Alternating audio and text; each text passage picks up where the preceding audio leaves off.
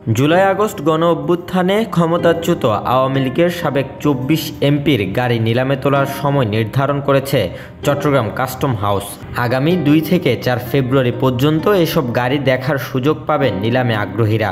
১৬ ফেব্রুয়ারি এসব গাড়ি নিলামের দিন ধার্য হয়েছে।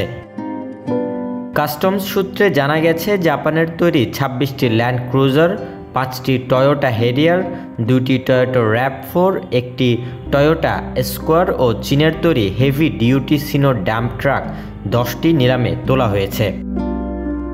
গাড়িগুলোর মধ্যে ২৪টি ল্যান্ড ক্রুজার একদম নতুন, যা শুল্কমুক্ত সুবিধায় সাবেক সংসদ সদস্যরা এনেছিলেন। গাড়িগুলোর সংরক্ষিত মূল্য ধরা হয়েছে ৯,৬৭,০৩,৮৯৯ টাকা।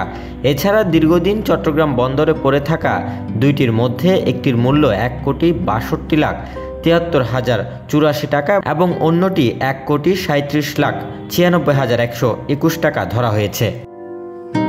সোমবার থেকে অকশনের ওয়েবসাইটে আগ্রহীরা নিলামের ক্যাটালগ দেখতে পারবেন এবং আজ সোমবার সকাল ৯টা থেকে আগামী ১৬ ফেব্রুয়ারি দুপুর ২টা পর্যন্ত অনলাইনে দর জমা দিতে পারবেন। পরদিন ১৭ ফেব্রুয়ারি দুপুর ২টায় দরপত্রের বাক্স খোলা হবে।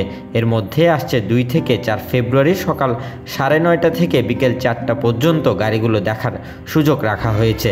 এসব তথ্য জানিয়েছেন কাস্টমসের রাজস্ব কর্মকর্তা Bijon Kumar Talukdar. Desk report, news now 24।